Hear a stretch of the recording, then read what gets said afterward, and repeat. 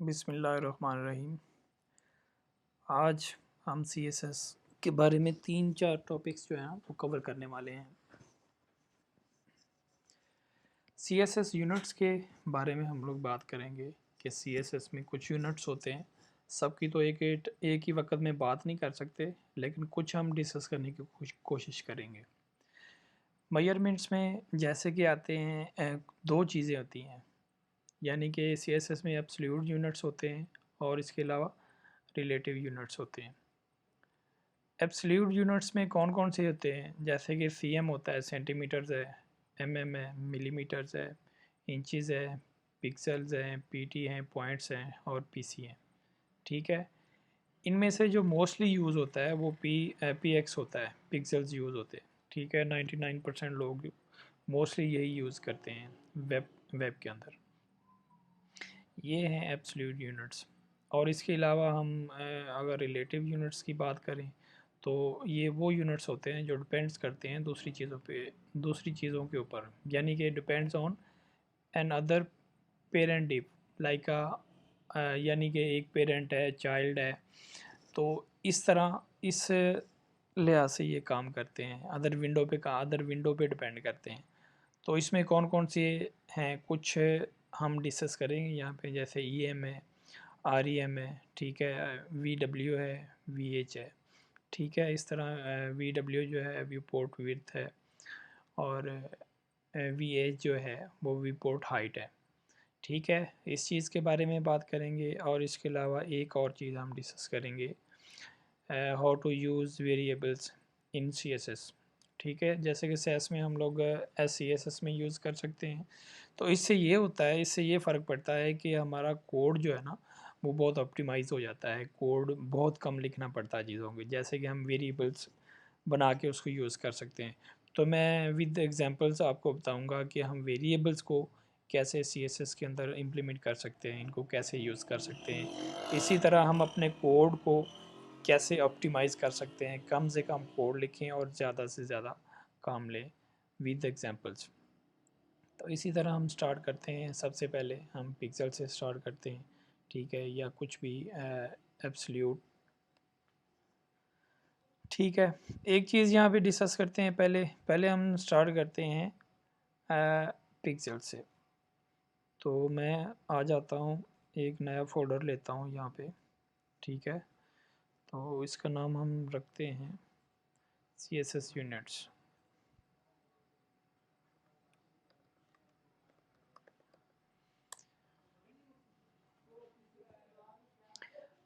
CSS units के अंदर मैं एक फ़ाइल लेता हूँ।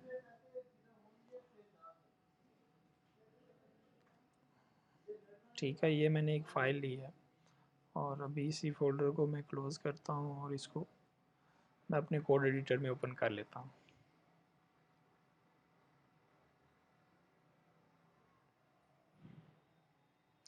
गाइस, एक चीज़ मैं आपको बताता चलूँ कि हम लोग CSS की छोटी छोटी चीज़ों को फ़िलहाल देख रहे हैं। ठीक है, और इसके बाद हम मिला के एक बहुत बड़ी चीज़ बनाएंगे, यानी कि एक हम साइट बनाएंगे, प्रॉपर एक पूरी साइट बनाएंगे। सबसे पहले हम छोटी छोटी चीज़ों को, छोटे छोटे पॉइंट्स जो है ना वो डिस्कस कर लें, ताकि ये चीज़ें माइंड में हों। तो बाद में जब हम बड़ी साइट की तरफ जाएंगे, ब्लॉग या किसी भी चीज़ की तरफ जाएंगे, तो हमें ये चीज़ें कंफ्यूज ना करें, हमें ये चीज़ें टेंशन ना दें। तो इसी तरह हम स्टार्ट करते हैं आज। सबसे पहले मैंने कहा था हम लोग पिक्सल से स्टार्ट करते हैं। जो मोस्टली चीज़ यूज़ होती है वो वेब के अंदर पिक्सल्स यूज़ होता है, यानी कि फ़ॉन्ट साइज़ वगैरह देने के लिए हम लोग जो है ना पिक्सल वगैरह यूज़ करते हैं, विड्थ, हाइट और इस तरह की चीज़ें हैं। इसके अंदर ये मेरे पास एक ऑलरेडी टेम्पलेट बना हुआ था, पेज बना हुआ था, तो इसके अंदर कुछ चीज़ें ऐड हैं, हम निकाल देते हैं। सबसे पहले इसकी कोशिश करता हूँ मैं इसको थोड़ा सा जूम कर दूँ, ताकि ये चीज़ें क्लियरली नज़र आएँ। ठीक है, ये जो हमारे पास हैं लिंक्स, इनको मैं निकाल देता हूँ ताकि क्लियरली हमें पता होना चाहिए कि हम क्या यूज़ करने वाले हैं और क्या यूज़ कर रहे हैं। ठीक है, यहाँ पे इसको, अच्छा, CSS यूनिट्स, CSS यूनिट्स ये इसके अंदर जितनी भी डिव है ये मैं निकाल देता हूँ। ओके, तो अभी ये हमारा रेडी हो गया, यानी कि हमारा पेज रेडी हो गया। हम इस पे अब काम शुरू करते हैं। इसको मैं रन करके चेक कर लेता हूँ, आपको ज़ीरो से दिखाता हूँ कि इसके अंदर कभी कुछ भी नहीं है। अभी ये बिल्कुल एम्प्टी पेज है। तो स्टार्ट करते हैं। सबसे पहले यहाँ पे हम हेडर के अंदर ही एक स्टाइल का टैग ले लेते हैं, ठीक है, ताकि हम स्टाइल, इतना ज़्यादा स्टाइल नहीं है हमारा, ताकि हम स्टाइल यहाँ पे कर सकें, ज़्यादा हमें दूर ना जाना पड़े। तो उसके लिए सबसे पहले मैं एक डिव लेता हूँ, ठीक है। इस डिव को मैं नाम दे लेता हूँ, एक क्लास दे लेता हूँ पेरेंट, या कोई भी मसलन रैपर का नाम दे लेता हूँ। रैपर एक टॉप की डिव होती है। इसके अंदर हम आ जाते हैं, एक पी टैग ले लेते हैं और उसमें कुछ हम टेक्स्ट ले लेते हैं, ठीक है। तो डमी टेक्स्ट ले लेते हैं। एक यहाँ पे साइट है, यहाँ पे हम डमी टेक्स्ट जो है ना वो ले सकते हैं। यहाँ पे आके ना लॉरम लॉरम इप्सम वाली साइट है, यहाँ से आप इमेजेस भी कॉपी कर सकते हैं। ये डमी इमेजेस भी देते हैं आपको। जब भी आप कोई साइट बनाते हैं तो उसके अंदर ये मोस्टली डेवलपर लोग जो है ना वो डमी टेक्स्ट यूज़ करते हैं।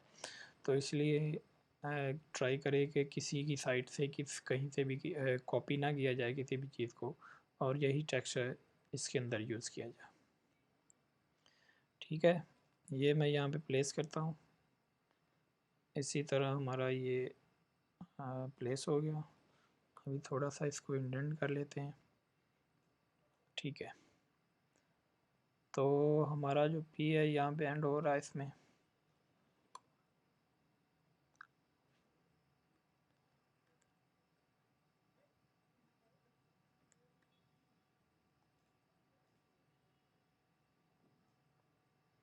सॉरी, ठीक है। ये हमारा पेज जो है ना, इसके अंदर मैंने कुछ डमी टेक्स्ट डाला है, तो ये कुछ इसी तरह हमें शो हो रहा है, ठीक है। सबसे पहले हम पिक्सल पे काम करेंगे। पिक्सल में देखेंगे कि पिक्सल में क्या क्या चीज़ है। पिक्सल को हम उसके साथ रिलेट करेंगे, ईएम के साथ, आरईएम के साथ रिलेट करेंगे कि वो कैसे काम करती हैं चीज़ें, ठीक है।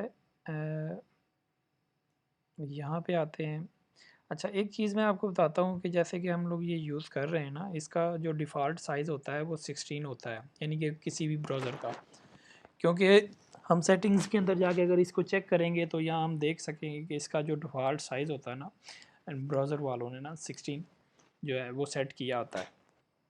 तो इसलिए हम जैसे कि हम इसके अंदर आरईएम यूज़ करते हैं, ईएम यूज़ करते हैं, तो उसकी जो डिफ़ॉल्ट जो साइज़ होता है वो हम उसको 16 ही कंसीडर करते हैं। जैसे कि 1 ईएम यूज़ करते हैं तो हम क्या कहेंगे कि 1 ईएम जो है ना वो 16 पिक्सल के इक्वल है, ठीक है।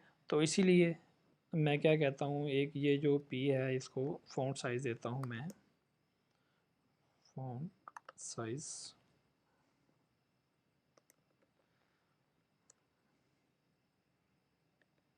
16 पिक्सल। अभी हम चेक करते हैं 16 पिक्सल देने के बाद इस पर क्या फ़र्क पड़ता है।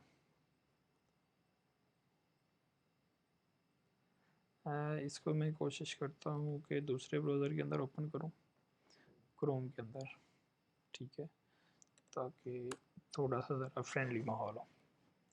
ओके, ठीक है, इसमें कोई फ़र्क नहीं पड़ने वाला। जैसे कि अभी मैं दोबारा इस पे आता हूँ तो मैं इसे कर देता हूँ 20। अब अभी आप देखेंगे कि 20 जो है, 20 पे ये थोड़ा सा इंक्रीज़ कर जाएगा, ठीक है। तो इसी तरह एक ये एक्चुअल में ये मैं इसको फ़ॉन्ट साइज़ जो है ना वो पिक्सल्स में दे रहा हूँ।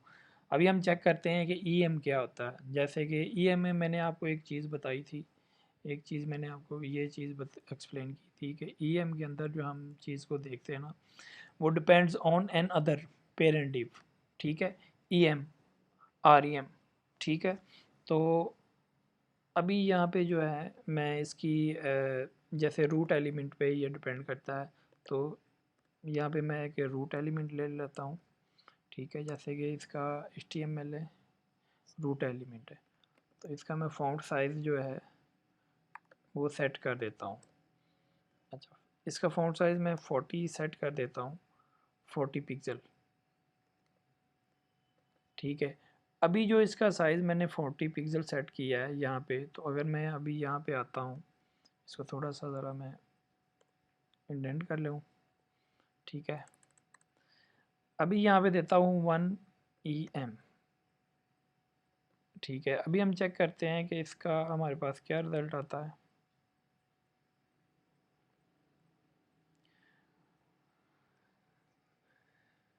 वन EM यानी कि हम ये क्या कर रहा है, EM क्या कर रहा है, ये आपके जो है ना रूट एलिमेंट को कॉल कर रहा है, ठीक है। तो यहाँ पे आपका टेक्स्ट का जो साइज़ है वो ज़्यादा हो गया। तो इसी तरह लेट्स सपोज मैं अगर 70 पिक्सल करता हूँ, तो ये क्या करेगा, यहाँ पे उतना ले लेगा। यानी कि इस इन शॉर्ट बात करने का मतलब ये है कि जैसे रूट एलिमेंट के अंदर जो जो हमने डिफ़ाइन कर दिया, ठीक है, ये वही लेगा। अगर यहाँ पे लेट्स सपोज मैं R लिखता हूँ, तो अब क्या डिफरेंस आएगा, अब हम देखते हैं अब क्या डिफरेंस आएगा।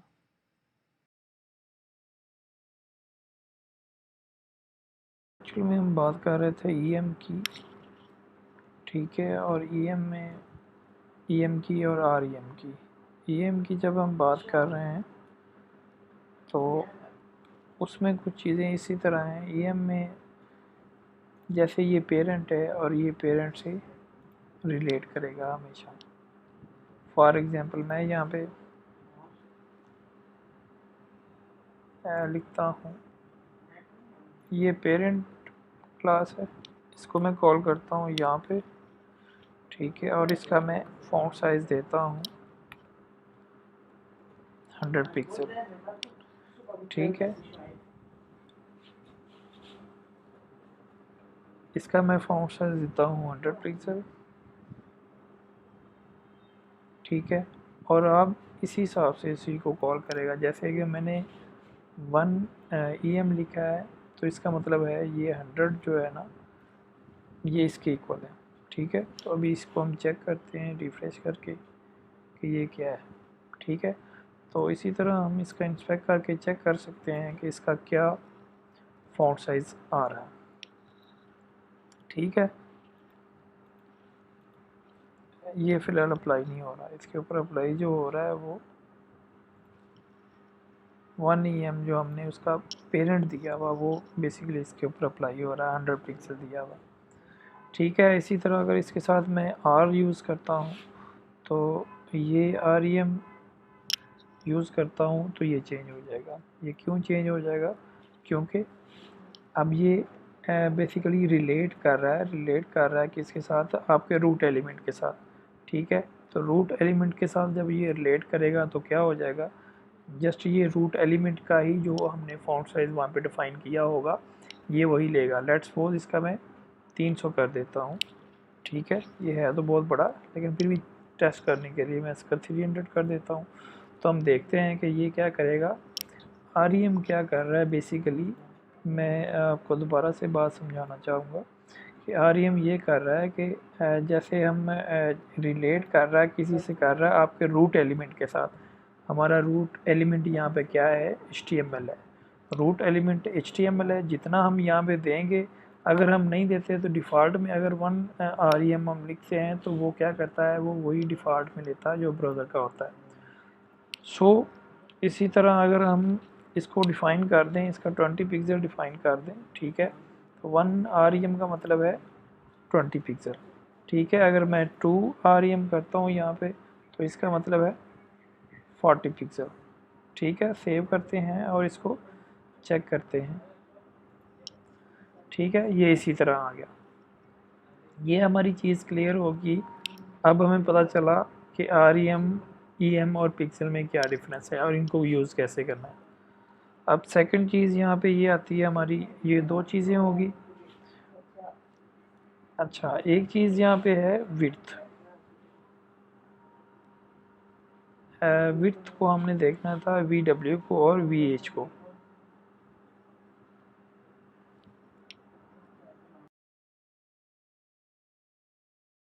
चीज़ें हमारी क्लियर होगी, ठीक है। हमने CSS के अंदर एब्सोल्यूट की बात की मेजरमेंट्स के अंदर, ठीक है, और उसके बाद रिलेटिव्स की बात की, ठीक है। ये चीज़ें समझ आ जानी चाहिए। अभी इसके अंदर हमने VH की बात करनी है और VW की बात करनी है। व्यू पोर्ट विड्थ हम यूज़ करते हैं, जैसे कि लेट्स सपोज मैं एक चीज़ बताना चाह रहा हूँ आपको।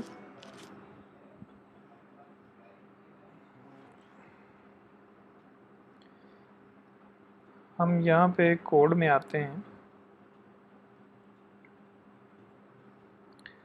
और ये चीज़ अभी मैं निकाल देता हूँ, ठीक है। तो मेरे पास एक ये रैपर डिव है,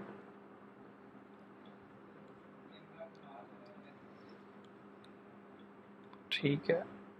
इसको मैं विड्थ जो है वो दे देता हूँ 100 VW, ठीक है, यानी कि व्यू पोर्ट 100 और हाइट इसको मैं दे देता हूँ 100 VH, ठीक है। अभी हमें पता कैसे चलेगा, इसकी जो बैकग्राउंड कलर है हम वो थोड़ा सा चेंज कर देते हैं,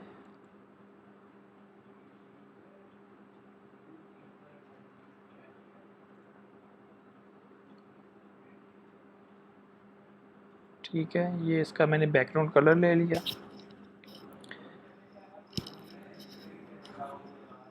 अच्छा जी, अब हम चेक करते हैं ब्राउज़र पे जाके कि ये क्या सीन है। अच्छा, यहाँ पे कुछ स्क्रॉलिंग वगैरह आ रही है, तो अभी हम देखते हैं कि ये स्क्रॉलिंग इसको कैसे फिक्स किया जा सकता है, ठीक है।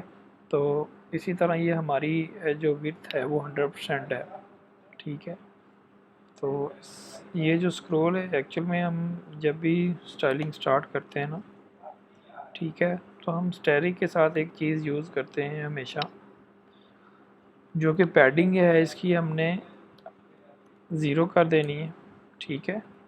और बेसिकली ये पैडिंग और मार्जिन ले रहा है साइडों से ना, ठीक है। तो मार्जिन हमने क्या करना है, मार्जिन को भी हमने ज़ीरो कर देना। तो मेरा ये ख्याल है कि इसको ऑटोमेटिकली भी ख़त्म हो जाना चाहिए, ठीक है। ब्राउज़र में आते हैं, रिफ़्रेश करते हैं और अभी नहीं आ रही। अभी ये आपकी जो बॉडी का हिस्सा है ना, अभी इसने 100% ले लिया इसको, ठीक है। तो इसको हम चेक करते हैं।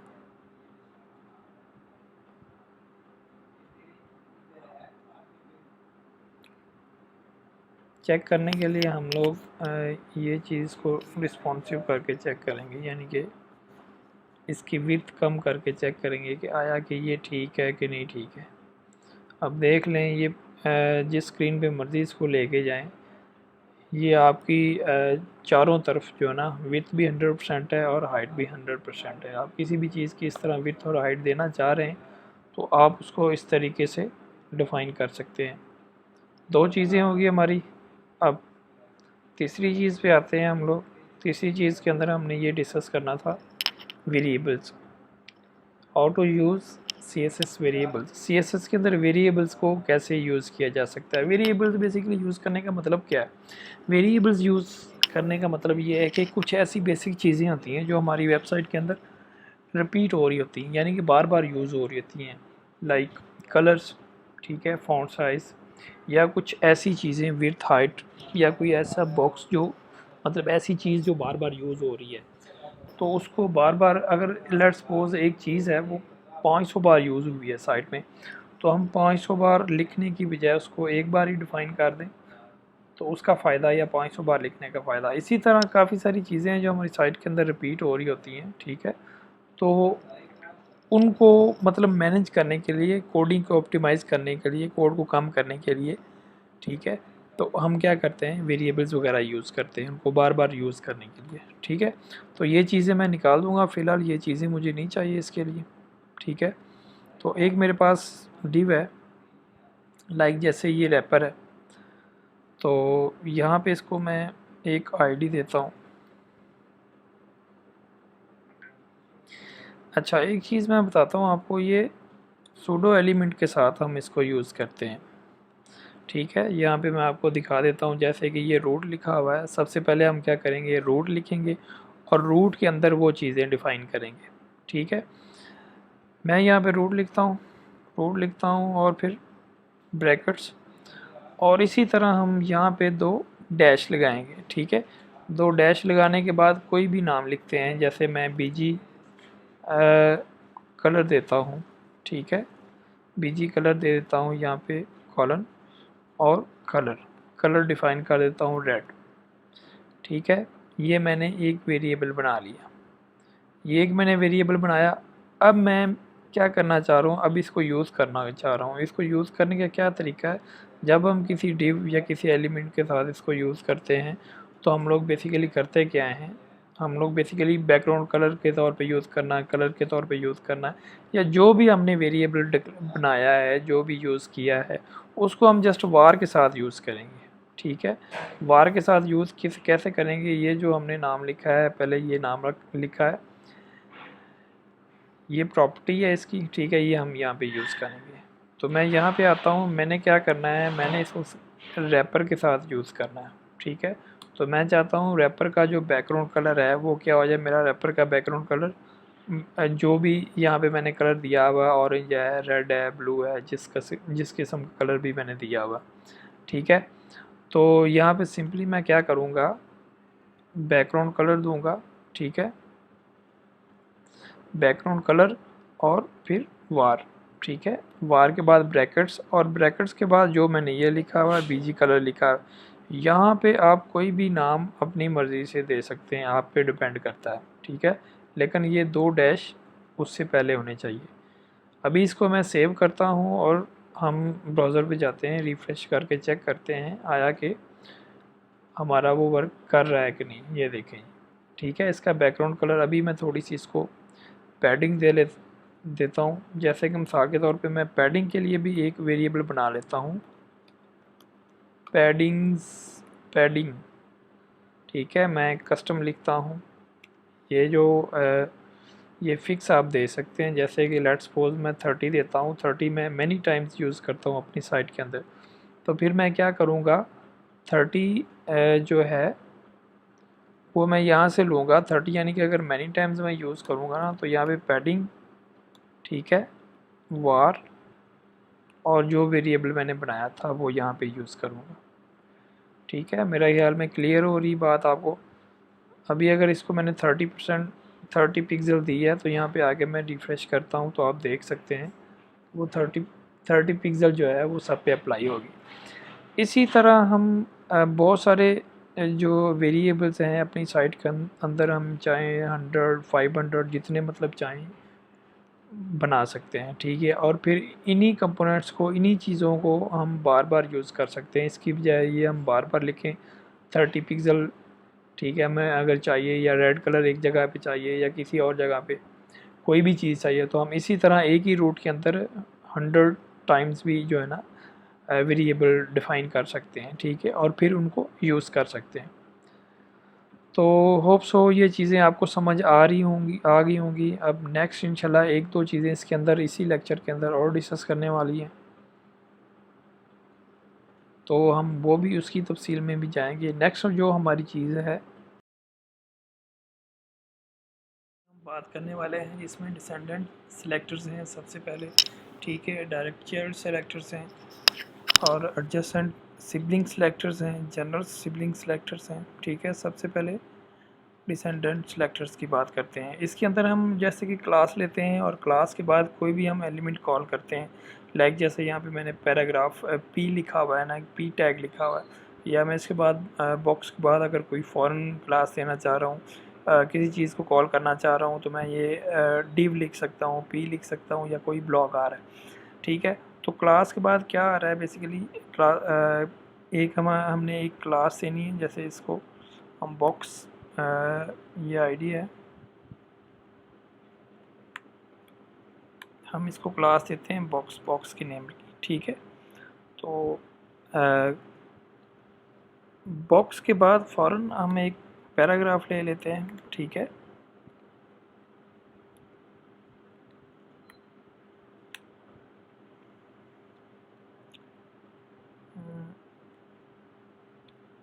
पेस्ट।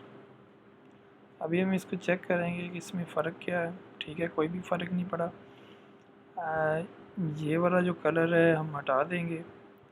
क्लास में जो हमने सिलेक्टर्स वगैरह यूज़ किए थे कलर्स को पिक करने के लिए, ठीक है, वो हटा देता हूँ मैं।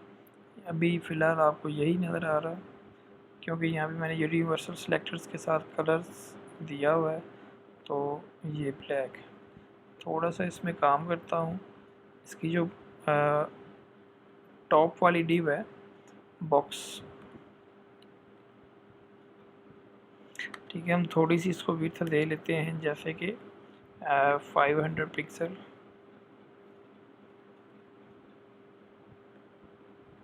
मार्जिन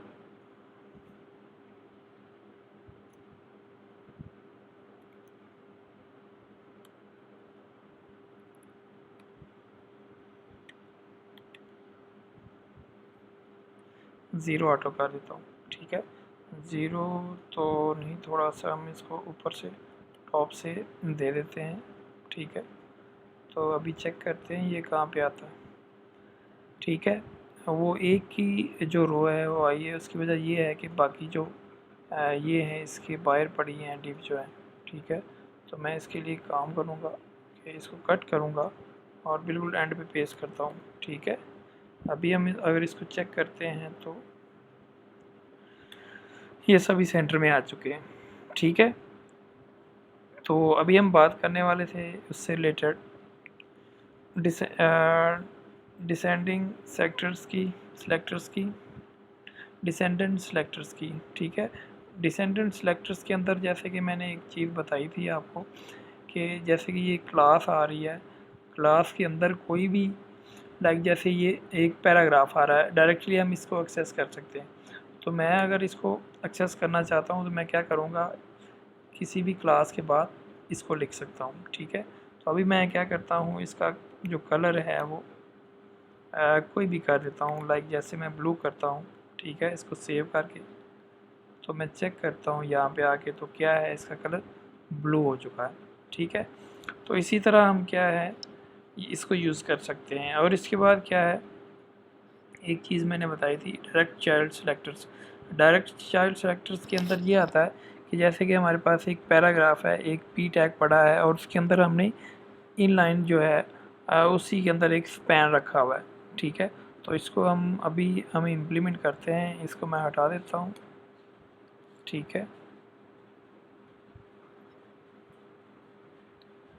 तो यहाँ पे एक मैंने पैराग्राफ रखा हुआ है, सिंपल एक पैराग्राफ लेता हूँ,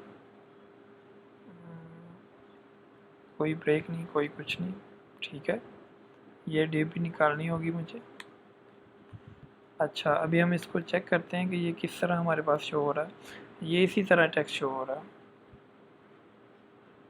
ठीक है। तो अभी हम इस पर अप्लाई करेंगे चाइल्ड जो है ना, डायरेक्ट चाइल्ड सेलेक्टर्स अप्लाई करेंगे, ठीक है। तो यहाँ पे हम आते हैं, ये एक पैराग्राफ है, इसके ऊपर अभी हम एक डिव लेंगे। मुझे एक डिव कॉल करनी होगी, ठीक है, जो एज ए पेरेंट हो, ठीक है। लाइक इसका नाम मैं रैपर रख लेता हूँ। अच्छा, इसके अंदर हमने देखना था कि जैसे कि ये एक पैराग्राफ है, इसके अंदर स्पैन टैग आ रहा और इसके अंदर ये चीज़ आ रही, ठीक है। तो इसको मैंने एक रैपर रखा, थोड़ा सा ज़रा इसको इंडेंट कर लूँ ताकि ये क्लियरली नज़र आए। अच्छा, इसके अंदर मैं अब आता हूँ, एक स्पैन रख देता हूँ। स्पैन बेसिकली इनलाइन एलिमेंट है, तो इसके अंदर मैं कुछ लिखता हूँ ABCDF, ठीक है। तो इसको अभी हम चेक करते हैं कि इसमें क्या आ रहा है, ये सेम आ रहा है, ठीक है। तो मैं क्या करता हूँ, मैं एक मैंने एक क्लास ली, सॉरी, रैपर के अंदर था मेरा क्या था, पैराग्राफ, और पैराग्राफ के अंदर क्या, मेरा स्पैन। बेसिकली मैं जो इसका चाइल्ड है ना उसको डायरेक्ट चाइल्ड को एक्सेस करना चाह रहा हूँ। तो इसका मैं कलर करता हूँ रेड, तो हम देखते हैं कि इसकी आउटपुट क्या आती है। ठीक है, ये रेड हो गया, ले ये रेड हो गया। इसी तरह हम जो चाइल्ड है इसी के अंदर बेसिकली ये पेरेंट है और ये इस पेरेंट की चाइल्ड है और ये इसकी इनर है। ठीक है, तो इन साइड पे इसको हम एक्सेस कर सकते हैं ये चीज़। और इसके बाद ये भी इसी की तकरीबन सेम एग्जांपल है। इसके अंदर हम कोई भी स्पैन रख के इसको एक्सेस कर सकते हैं। तो इसी तरह हमारी जो वीडियो है वो काफ़ी लंबी हो रही है। अब मैं चाह रहा हूँ कि कुछ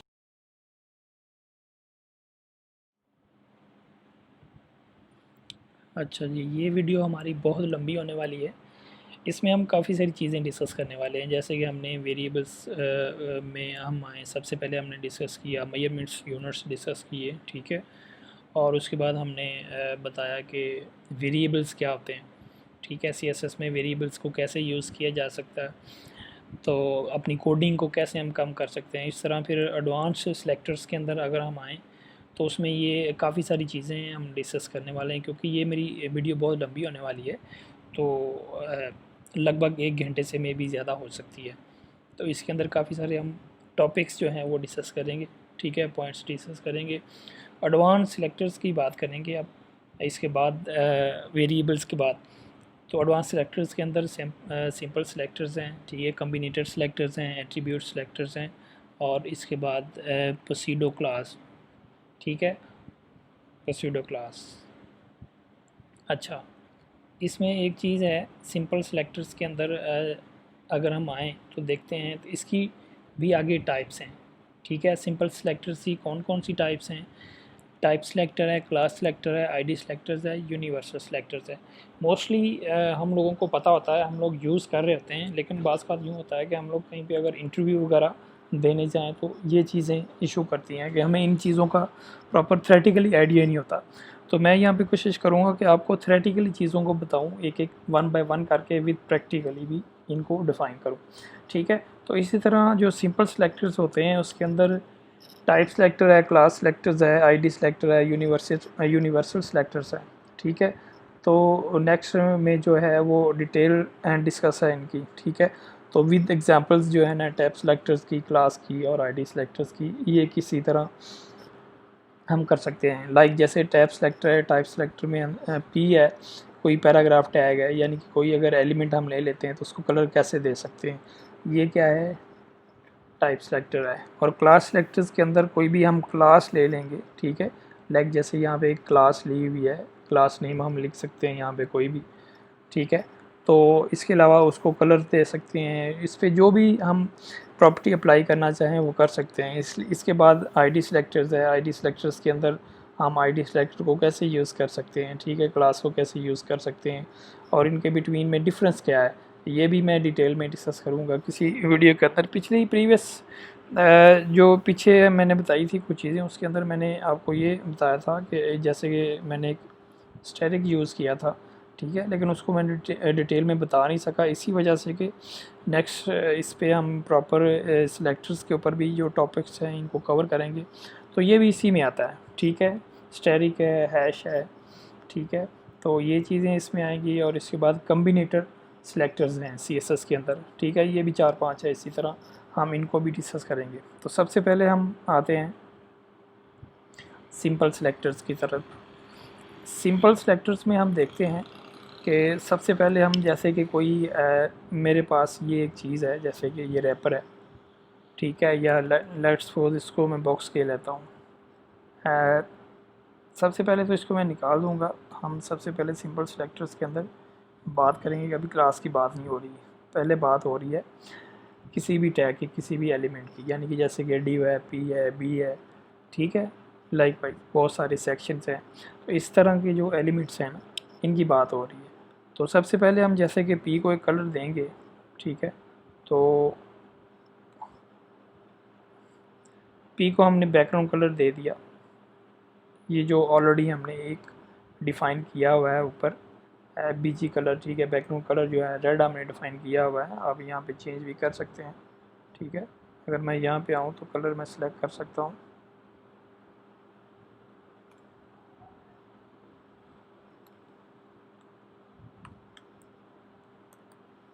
ठीक है, रेड थोड़ा सा बकवास कलर है।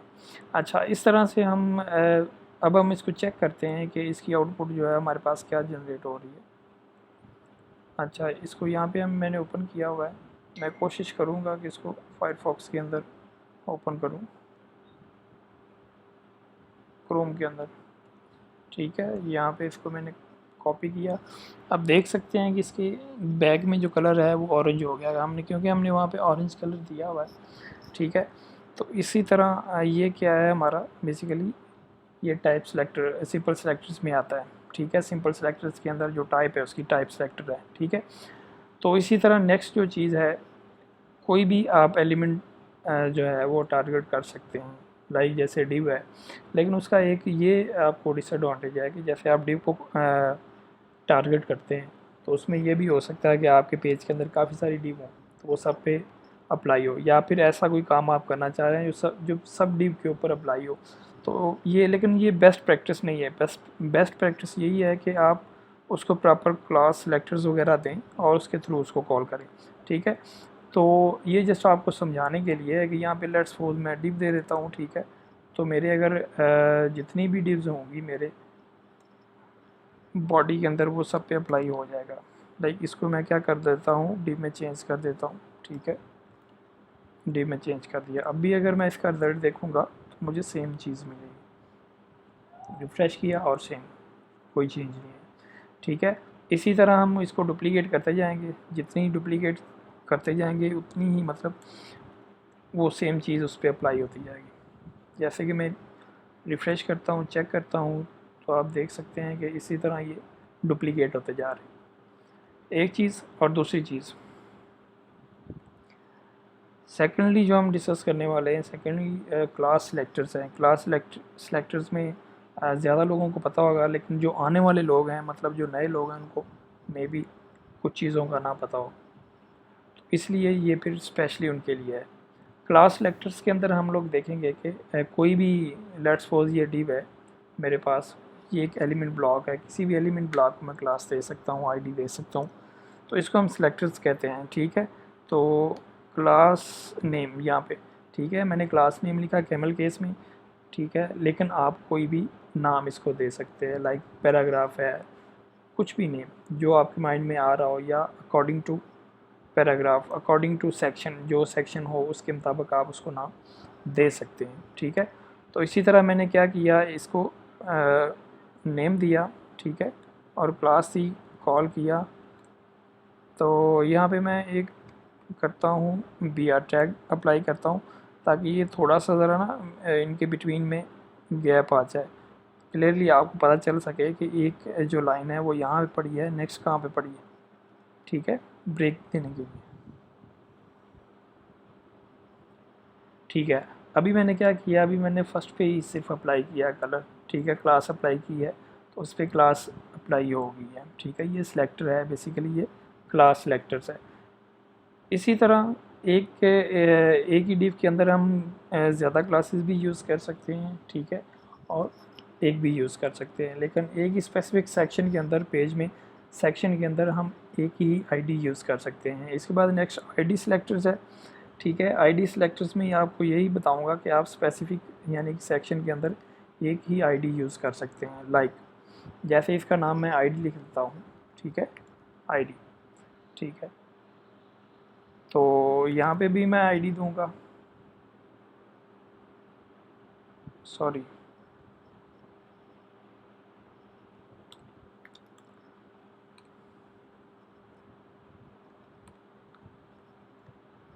ठीक है, यहाँ पे मैंने आईडी दिया, और आईडी जो सिलेक्टर है उसे हम हैश के साथ कॉल करते हैं। ये बात हमेशा इसमें रेफरेंस है कि आप आईडी जो सिलेक्टर है वो हैश के साथ कॉल करते हैं। नेक्स्ट मैं एक चीज़ आपको ये भी बताऊंगा कि आपकी आईडी है, लेट्स सपोज एक मतलब एक ही ब्लॉक के अंदर हम आईडी भी दे देते हैं, क्लास भी दे देते हैं, और उनको सेम नेम दे देते हैं, तो फिर वो ज़्यादा जो है वो किसको मतलब इम्पोर्टेंस देगा, किसको, आईडी को इम्पोर्टेंस देगा या क्लास को देगा।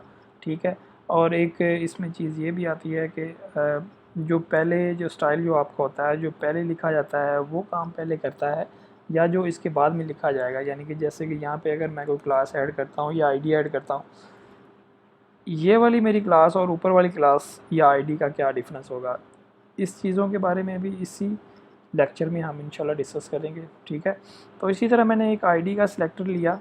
ठीक है, अभी अगर लेट्स सपोज मैं क्लास का निकाल देता हूँ, यहाँ से सेव करता हूँ और इसको चेक करता हूँ, तो हम देख सकते हैं कि अभी उसका सेम ही कलर है। ठीक है, कलर मैं चेंज करके चेक करता हूँ ताकि आप लोगों की कन्फ्यूजन दूर हो जाए। यहाँ से कलर सेलेक्ट कर लेते हैं। ठीक है, और यहाँ पे आके मैंने रिफ़्रेश किया ताकि थोड़ा सा डिफरेंस हो, तो ये कलर चेंज हो गया। इसी तरह हम एक और क्लास बना लेते हैं। ठीक है, क्लास सेलेक्टर्स,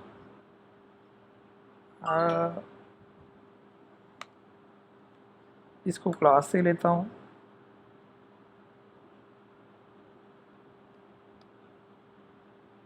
ठीक है, अच्छा यहाँ पे आता हूँ, क्लास को पेस्ट करता हूँ, तो यही अगर मैं कलर इसको देना चाहूँ तो मैं इस पर इम्प्लीमेंट कर सकता हूँ।